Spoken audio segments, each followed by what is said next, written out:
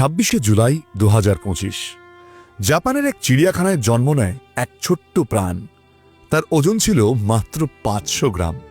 একটি মানুষের হাতের তালু যেমন হয় ঠিক ওই রকম।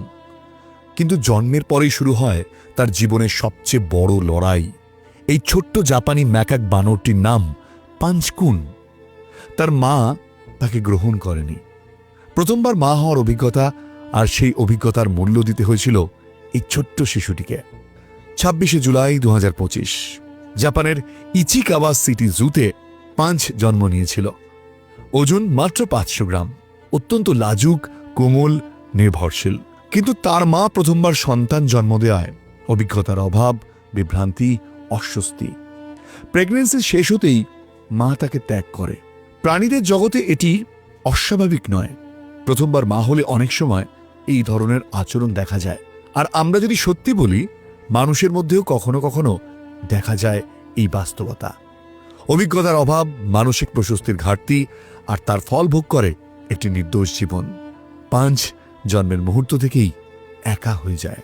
চিড়িয়াখানার কর্মীরা দ্রুত বুঝতে পারেন এই 500 গ্রামের প্রাণীটিকে বাঁচাতে হলে শুধু দুধ খাওয়ালেই হবে না, তাকে দিতে হবে উষ্ণতা, নিরাপত্তা, মায়ের মতন একটা অনুভূতি। তখন তারা একটি বড় স্টাফড উরাংউটান খেলনা এনে দেন। অবিশ্বাস্য হলেও সত্যি, পাঞ্চ সেই খেলনাটিকে বুকে জড়িয়ে ধরে। ঘুমের সময় সেটি পাশে রাখে। ভয় পেলেও আরও শক্ত করে আঁকড়ে ধরে, যেন সেটাই তার মা। পাঞ্চের এই আবেগঘন মুহূর্তের ছবি ও ভিডিও বিশ্ব জুড়ে এই মুহূর্তে ভাইরাল হচ্ছে।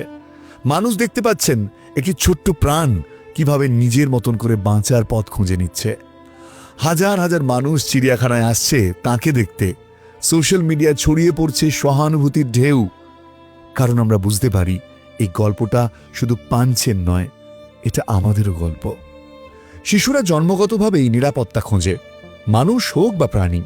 মায়ের শরীরের স্পর্শ শিশুর মস্তিষ্কে নিরাপত্তার সংকেত দেয়। যখন সেই স্পর্শ থাকে না, মন বিকল্প খুঁজে নেয়। পাঞ্চের ক্ষেত্রে সেই বিকল্প ছিল একটি খেলনা। এটি শুধু কাপড় আর তুলো নয়, এটি তার নিরাপত্তা, তার মানসিক বেঁচে থাকা।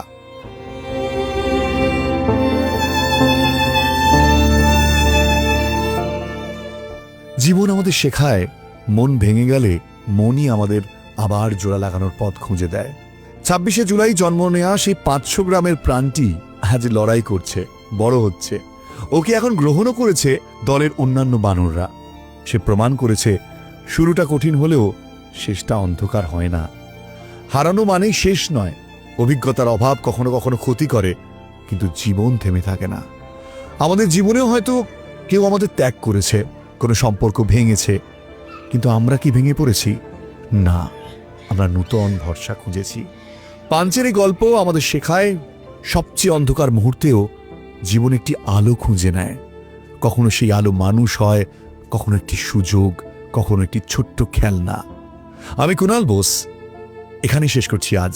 ভালো থাকুন, ভালোবাসা বাঁচিয়ে রাখুন।